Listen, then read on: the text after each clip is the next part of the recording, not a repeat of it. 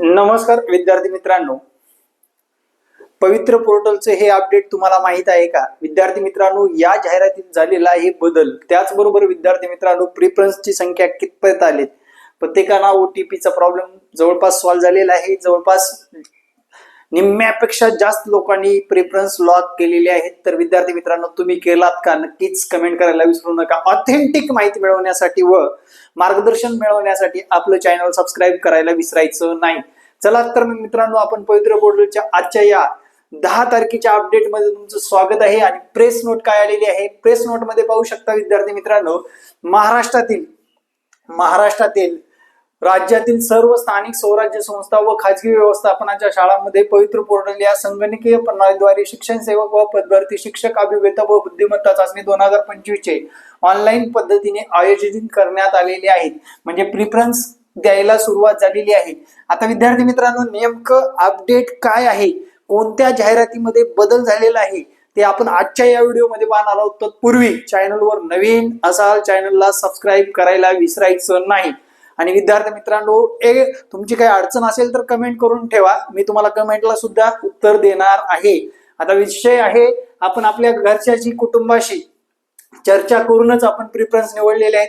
फक्त ज्या ठिकाणी आपलं सिलेक्शन झालेलं आहे तिथे जाऊन आपल्याला प्रामाणिक वर्क करणं गरजेचं आहे.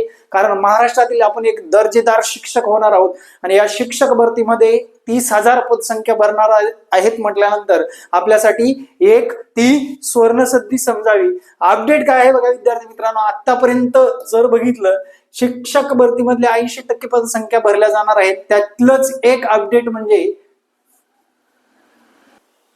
तर प्रत्यक्ष 10 तारखेची ही सूचना पाहू शकता विद्यार्थी मित्रांनो. 10 तारखेची ही सूचना आहे. 10/8/2026 ची सूचना काय आलेली आहे? शिक्षक अभियोग्यता बुद्धिमत्ता चाचणी 2025 नुसार पवित्र पोर्टल मध्ये शिक्षक पदभरतीच्या रिक्त जागासाठी प्राधान्यक्रम जनरेट करण्यात आलेले आहेत. आणि ते किती आहेत ते पहा. तर दिनांक 9 तारखेला मुलाखतीशिवाय 82,000 लोकांनी हे केलं होतं, नोंदणी केली होती. मुलाखतीसह 63,054 लोकांनी. तोच आकडा जर बघितला, 87,828 लोकांनी काय केलेलं आहे विद्यार्थी मित्रांनो? प्रिफरन्स लॉक केलेले आहेत. मुलाखतीसह 68,428 लोकांनी मुलाखतीसह हा आकडा आलेला आहे. जाहिरात नेमकं कोणत्या जिल्ह्याची बदललेली आहे बघा. वरील प्रमाणे उमेदवारांनी प्राधान्यक्रम पोर्टलवर जनरेट झालेले आहेत. जिल्हा परिषद कोल्हापूर यांनी कळविल्यानुसार सामाजिक समांतर आरक्षणात अंशतः बदल कळविला आहे. या बदल्यामुळे जनरेट होणाऱ्या प्राधान्यक्रमामध्ये कोणताही बदल होत नाही, याची उमेदवारांनी नोंद घ्यावी. ज्या आरक्षणात बदल होत आहे ते खालील प्रमाणे आहे. तर मित्रांनो, एक्झिटिंग EWS वुमेन 1 जागा आहे आणि रिवाइज्ड मध्ये EWS ला 20 जागा आहेत. एक्झिटिंग 1 जागेच्या ऐवजी एक्झिट करून 10 जागा आहेत. रिवाइज्ड मध्ये अंशकालीन मध्ये 7 जागा वाढलेल्या आहेत. प्रोजेक्ट अफेक्टेड मध्ये 3 जागा वाढवण्यात आलेल्या आहेत. अर्थक्विक मध्ये 1, स्पोर्टमॅन मध्ये 3 आणि टोटल ऑदर मध्ये 24, एकूण 68 पदांची भर पडलेली आहे.